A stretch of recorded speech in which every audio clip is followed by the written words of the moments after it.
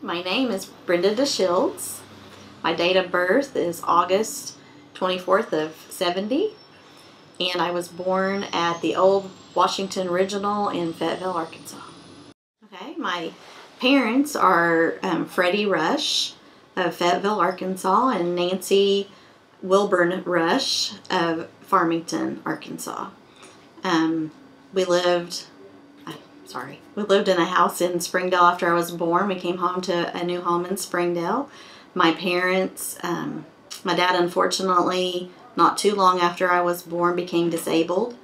And so I grew up with a disabled father in the home, and my mom had to work very hard to make a living and help us get the things that we needed as children, because no parent wants their children to go without.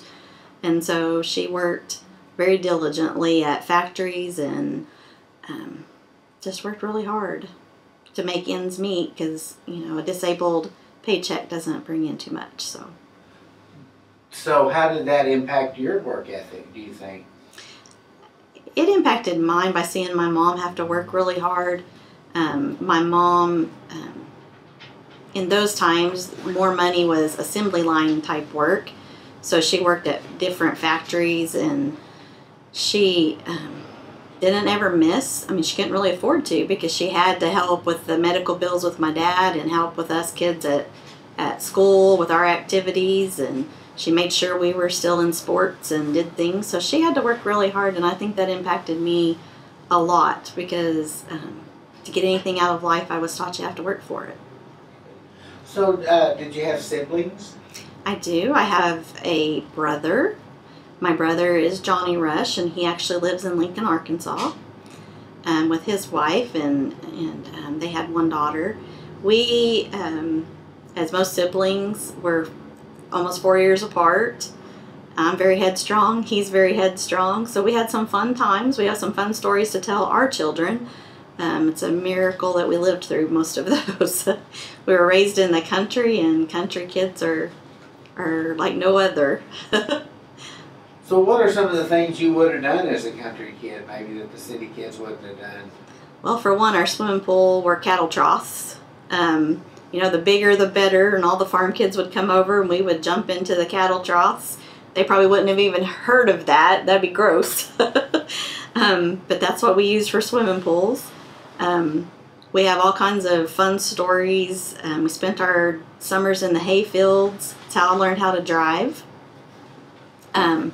You know, I was the girl. Even though I was raised in the country with all boys, I was the only girl. And my dad was very adamant that I wasn't going to do the hay, so I would be the driver. So that was quite interesting, teaching me how to drive some of those old hay trucks and the granny gear. I learned granny gear really well.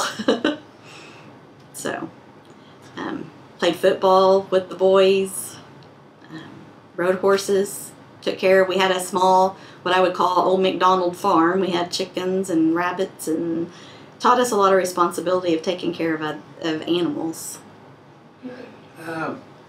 So where did you graduate high school, and what did you do after high school? I actually grew up most of my school years in Springdale. Went through junior high in Springdale. Then my parents got divorced, and my mom moved to Bentonville. And I was very fortunate. I felt, I'll be honest, when I first came to Bentonville, I was in Springdale, and Bentonville, I had never really done much in Bentonville. So I wasn't real thrilled about switching schools, and it was smaller back then than the school I had been used to in Springdale. And so I felt like my mom took me to some rural country school that, but it turned out to be the best thing ever. Bentonville schools were more advanced technology-wise. As computers started coming in, we had computer labs and classes, and so as students, we were really advanced and fortunate to get to take some of those. The Waltons brought those into the school and made sure that we had the best of the new stuff coming out. So I felt very fortunate now looking back that I had that opportunity to graduate from Bentonville High School. And I met my husband in high school. We were high school sweethearts. I wouldn't have met him if we wouldn't have moved to Bentonville. We've been married for 34 years. So we're still sweethearts. Some people can't say that after 34 years. But I still, I mean, I love him more today than I did then. So. Yeah, great story. So what career path led you to work here? How did you end up in your position now? Well, I was out of high school. I was taking some time off before going to college, and I had to have a job. I mean, I'd just recently been married. We got married right out of high school, and I had a friend that knew his mom was looking for some employees. We had played in band together in high school, and his mom happened to be Sue Hodges. And he was like, you know, I'm sure my mom wouldn't mind giving you an interview. That's all I can get you is the interview. I can't promise anything after that. I came and interviewed, and I've been here for 34 years. So. Talk about the clerk's office when you walked in here. Where was it, and what was it like? The day that I came in for the interview, and pretty much when I started, I walked in, and it was something, honestly, I felt like I was walking into like an Army surplus area. It had the old green Army desks and a lot of Army surplus furniture. It was heavy, bulky furniture. The carpet, I can remember, I'm sure was in style at some point. It was old orange shag carpet with that green Army surplus. It was really beautiful, let me tell you. It was not. But, and Sue had, in her defense, had been elected, that was in 88, and she had just got elected in 86 or 87. I can't remember when her election was, but, so she hadn't been here very long herself. And shortly the carpet went away. I mean, obviously it was outdated and had seen its better days, but yes, it was very, very historical looking when I came to work here. We had typewriters. Everything was done by typing. I had more advanced typewriters from just graduating high school than what I had when I came into the office to work here. So it was, we didn't have, obviously computers were not a thing then. So when any kind of documents came in, you had file markers that were, we just started doing electrical file markers that we could put papers in them and it could stamp them. Before that it was hand file markers. We typed all the warrants by hand. We typed all the subpoenas and summons. You know, you didn't get to type them on a computer and then print them out. Each one was an original. You were typing them. If you had to make copies, we had a copy machine, but those could not be the official documents. They all had to be originally typed. So when the prosecutor walked in with a list of 50 people to subpoena, you were typing 50 subpoenas. So. Wow. And so how did it change over the years? When did you start? When I was hired as the criminal deputy clerk. There was one criminal deputy clerk. There was one clerk that helped with civil and family court. And there was one clerk that, well, one clerk did civil court, one clerk did chancery court. Because back then you had chancellors. So you had chancery court and you had circuit court. So there were 3 of us that did the court. That changed over the years to now. When I was hired to do, you know, you're hired as a circuit clerk and recorder, not just court. So we had 9 of us, and that was counting the clerk. Today we have 38 of us. So with growth of population and just documents, and you know, some of the requirements require more documents, but the growth, I mean, it has just changed. So from walking in to being 9 of us to 38 now, it's definitely changed. What about the way in which you support the judges? Has that changed? Yes. When I started, we were more interactive with the judges, and the judges were more interactive with us. Judge Oliver Adams was our chancellor, and he would come down on his lunchtime, and he would eat animal crackers, so animal cookies. And he would come down almost every day and just sit and talk with us at the counter. And we loved that, getting to hear stories about court. And Judge Tom Keith would do the same thing. He was a circuit / chancellor judge. And he would come in, sit down and just talk. And, you know, he was more of a storyteller and get us riled up talking. But now the judges are just so busy and they have their own staff, and with electronics, we don't interact like we did before. We would take files to court before, and they would bring files in, but with electronics and computers, everything's submitted electronically, so we don't interact as much as we did. So, what about foot traffic? Same thing? I mean, at one point you had robust foot traffic. Yes. And how did that change? So the circuit clerk's office, I always used to say, in comparison to things, was the hub. It was the central hub of the whole court system. The attorneys met there, clients met in the clerk's office. It was a very buzzing place. There were times there wasn't even enough room in the office. People would have to be waiting to come into the office. Unfortunately, that is part of the sad part of electronics. The human aspect of it kind of goes away, the interaction. We're still the hub, it's just different. Everything's coming through a hub electronically, and we see the documents, we don't see the people. So that's been where we were on the forefront before with the attorneys and talking with them and the clients, and now we're kind of the background. So we went from being the forefront to now we're not seen, but we do all the work in the background. Pro se people that are representing themselves still come in, and we interact with those. Individuals needing copies from their files, we still service the public on that for court stuff. So we still interact with the public, just not the actual attorneys as much as we did before. The recorder's office, it used to be title companies were always in. They had runners coming. It was a very happening, buzzing place there also. And again, same thing. Electronics has slowed that down to where now we don't see faces. We know names, but we don't know the name and the face that goes together.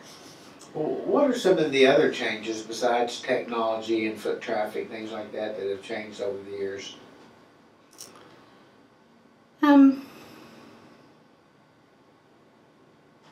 Well, definitely the population has changed, and record keeping has multiplied.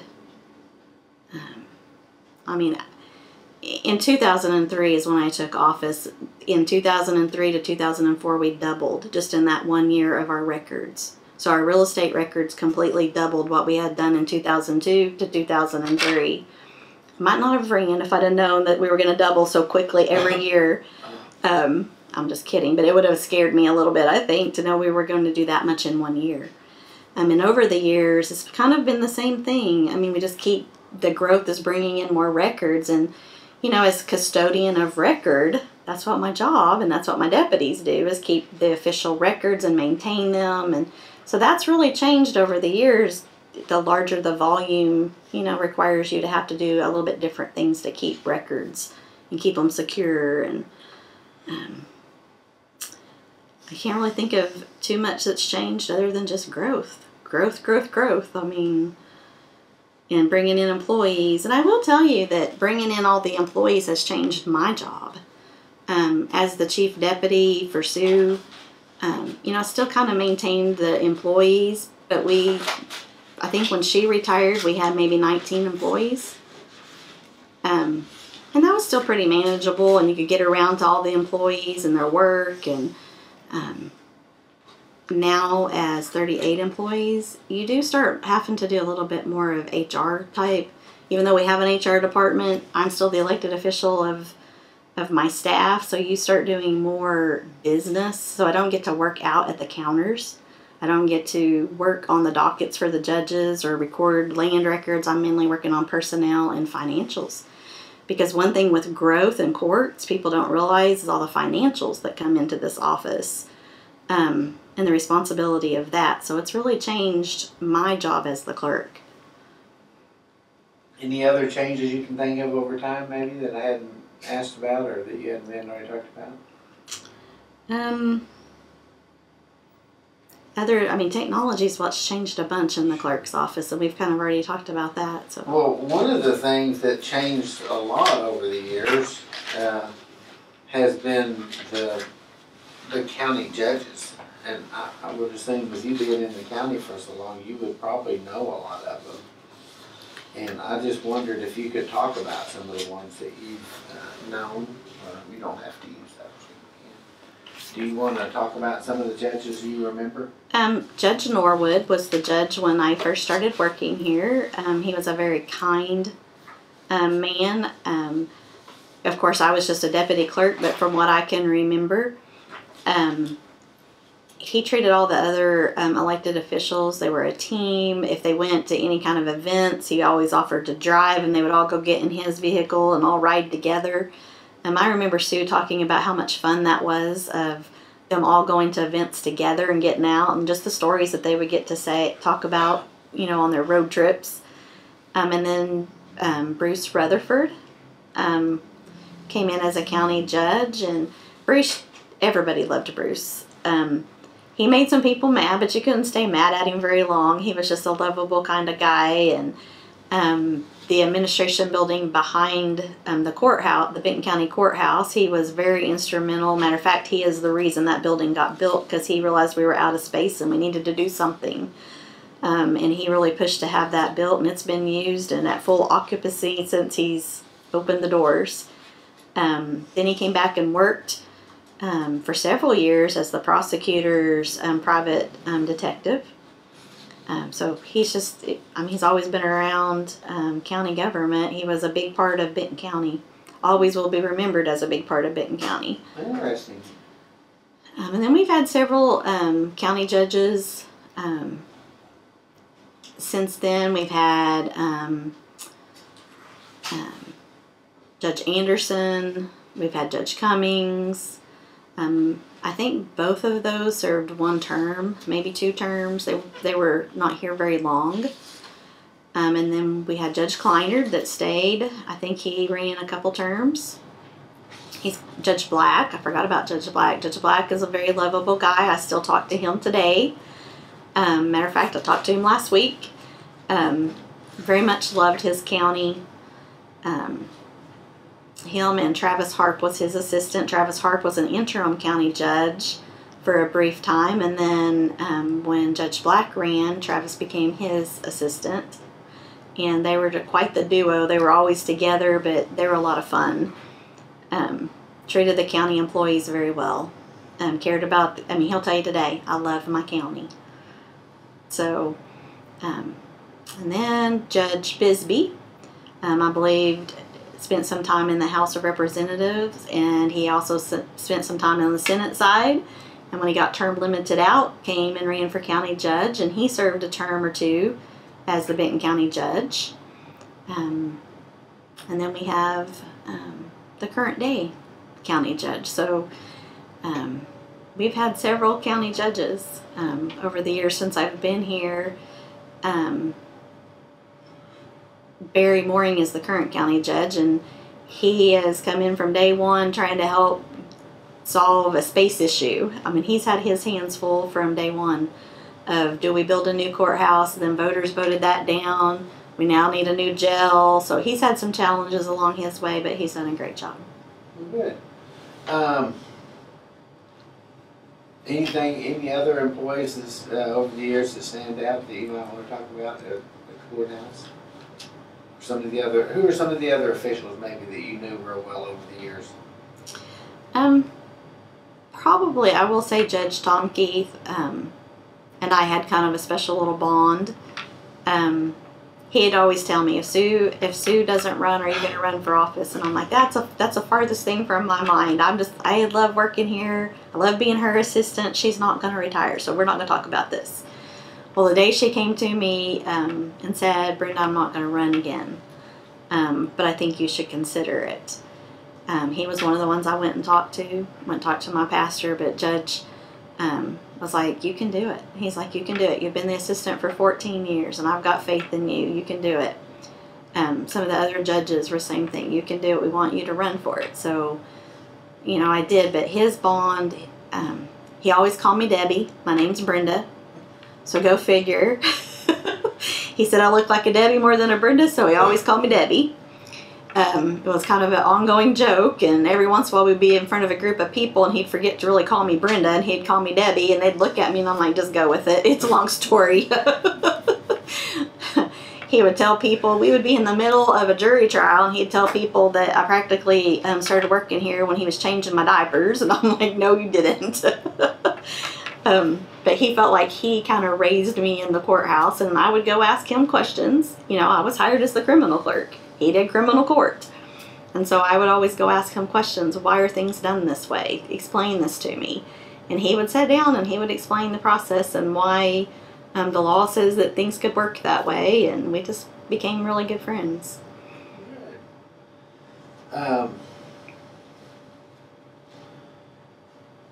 Is there anything maybe that interesting stories or things you can think of that I didn't ask about that you want to talk about?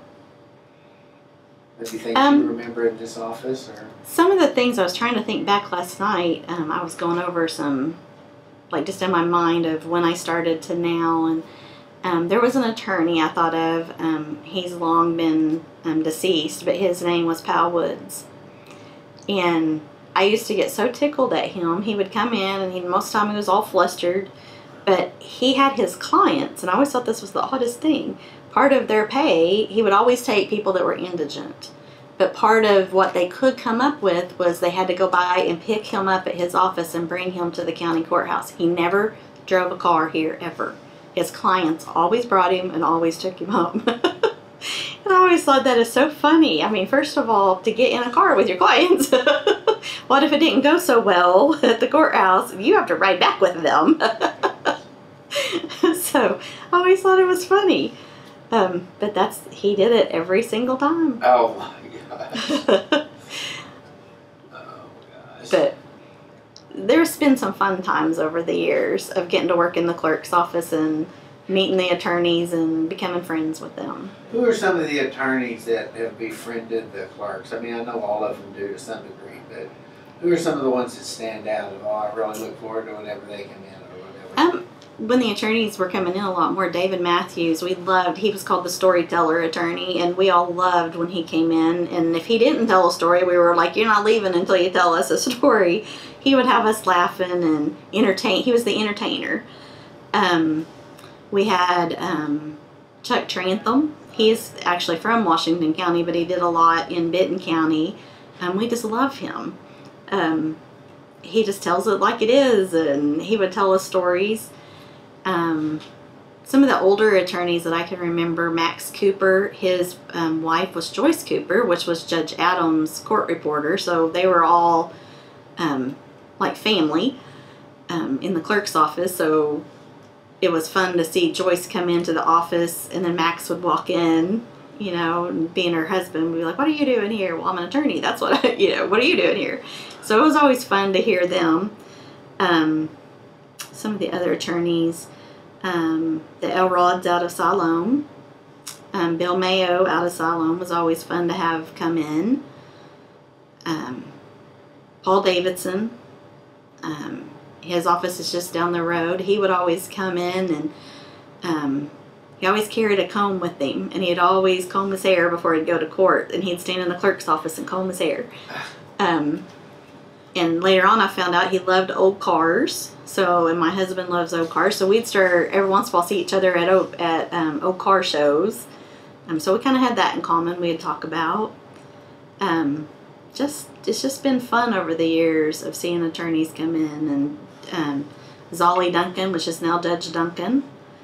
She had a law firm when I started, and she came in and would file cases, and we always loved it when she came in. She was always so nice to us. So there's just some that stand out because of just how they treated the clerk's office. What about the ones that were known for their speaking in court, or good for talkers? Are there any of the lawyers that the people would just go to listen to them? Benton County and Washington County so intertwined with attorneys. If we had like high-profile criminal cases. A lot of times it was W.H. Taylor and I forgot his name again.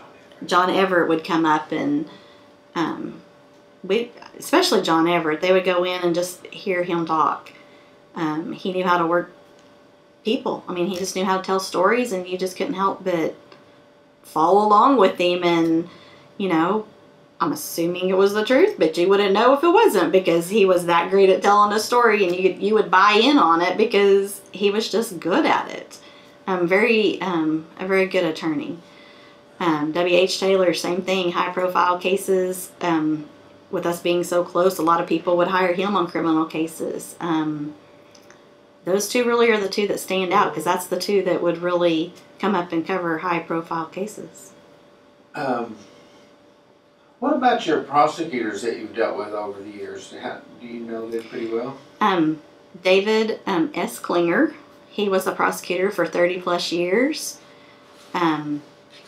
Very respected as a prosecutor, later became a circuit judge, treated the clerk's office phenomenally. I mean, he was great to the clerks. I remember one time going over to his office, and you know, judges and clerks have a love-hate relationship. I don't know if you're aware of that, but you know, you got to have big shoulders to work in the clerk's office, because anything that's going to go wrong, if we can get blamed, we're going to get blamed. So you just learn to roll with it. And we know it's not personal, so they're in the heat of the moment, they're in some serious moments, and you just go with it. Nothing personal. I remember one time going over to Judge Klinger. He had summoned me over to his office, and he was like telling me all these things that I was already the clerk, so he was telling me all these things that my office was doing incorrect. And I said, okay. And he was like, he was so mad, and he was in the heat of the moment, and he, you know, maybe used a few colorful words to me. And I was like, well, what do you want me to do about it? I said, I'm going to go back and correct it. Because he's like, are you just going to stand there? What do you have to say for all these mistakes? And I said, okay, you brought them to my attention, so I'm going to go back, and I'm going to go to the office, and we're going to correct them. And I said, but for the record, I didn't make all the mistakes. My staff made these mistakes. And so we were kind of going back and forth, and he's like, just get that, you know, out of my office and go correct them. And he's laughing at that point, because like I said, we have a love-hate relationship, and they all have grown up with me here. I mean, I've been here longer than any of the circuit judges. So they all have that, you know, probably give me a little grace of things I probably shouldn't say to them, and then they think it's funny that I actually said it. You know, like, just get out of my office. Go take care of what I called you over here for. And then we're laughing, but, you know, that's just part of it. He became a judge. Let's see, what other prosecutors? There's been several prosecutors that have left and either went to the U.S. Attorney's Office or to Walmart. Van Stone was a very good prosecutor. He treated the clerk's office really well. We became pretty good friends while he was in the prosecutor's office. He would always call me up and ask me questions. One of my deputies put in an application for him. He'd say, so tell me about this deputy before I hire them. and are you and I going to be good if I hire them? So he was always very, just a very good friend. Brad Butler was there for a while. He kind of left on some terms maybe that weren't so good, but he was a good prosecutor when he first came in and did his job and everything. Trying to think, there was a prosecutor when I first got elected. I don't know, I'll have to come back to that.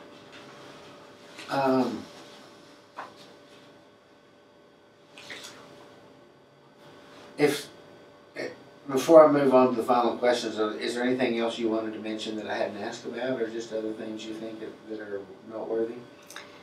I can't think of anything. You know, you asked what was different when I first started, and I talked about the growth in the clerk's office and the deputies that it takes now to even do the records for court. I could say the same for the prosecutor's office, because when I started, there was the prosecutor and 2 main prosecutors. And now he's got, I don't even know how many prosecutors and staff he has, because it's grown tremendously, but Ben Lipscomb and Bruce Rhodes were the 2 main prosecutors.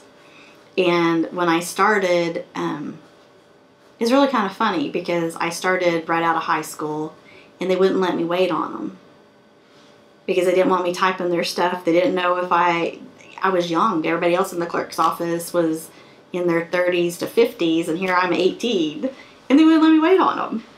And one day, I don't know if you're familiar with Bruce or Ben Lipscomb, but one day he came up here and I walked up to the counter and he asked for another person to wait on him. And I said, no, you got me and I'm waiting on you. And he was, here I'm 18. And he was like, but I don't want you waiting on me. I said, and you're going to have to tell me why. Because I'm the criminal deputy clerk, and I am going to do your warrants and file your informations, your indictments. So you're going to have to tell me why. And he was like, well, I just don't know that you've been here long enough, and I just don't know if you know what you're doing. And I said, well, I tell you what, I'm going to follow your stuff. Nobody else in here is going to get up. And I was like pointing at all of them here. I'm 18.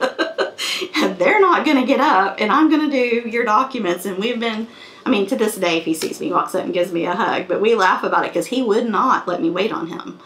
And I'm like, okay, either I'm just going to have to get really brave here, because a lot of the attorneys at first wouldn't let me wait on them because I was so young, I guess. I don't know, but like they didn't think I knew what I was doing. One attorney, I can't think of his name right now. He was a lollipop guy.